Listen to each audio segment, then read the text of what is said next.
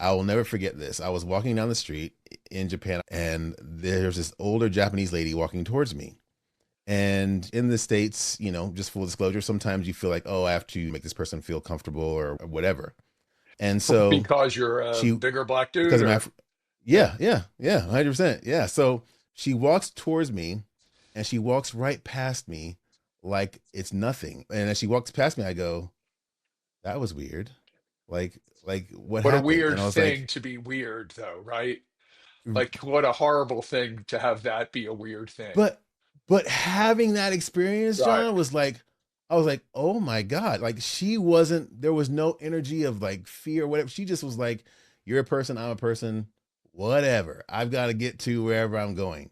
And as she walked past me, I remember stopping and thinking, oh, this is not everywhere. This is Right. just, in my experience. And so that moment for me was like, okay, there's a whole planet out here where that's not the existence. Right. And so I was like, oh, okay. So I don't have to go back into the States with that energy or that thought process that I have to, you know, be accommodating or whatever for made up things. Like Right. again, that was a big one for me. That was like, oh, okay.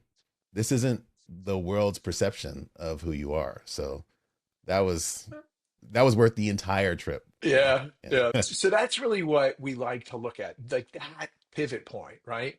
And what we want to recognize is that our beliefs act as a filter, both in what we attract and also what we allow in. So there's all Mm, this information out in the world that we can observe. yeah. They estimate there's 2 billion bits of information floating around at any given time, and you can process Yeah. about 120 bits per moment.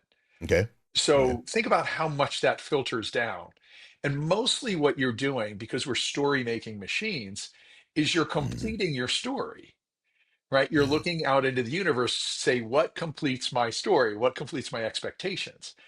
And so Yeah. then you have this pivot, right? So you have this story like, when there's an older woman walking, I need to do whatever. I need to smile and let her know I'm a Right. good guy. And hey, Right. Right. I'm a Right. good guy. And then all of a sudden Right. you get a shift and you realize, not that we don't want people to feel safe, but there's no reason for them to feel unsafe. And it really Right. shouldn't be Right. incumbent upon you to think about, like, what do I need to do? What's my responsibility Right. in doing Right. this? Right. It's not your responsibility.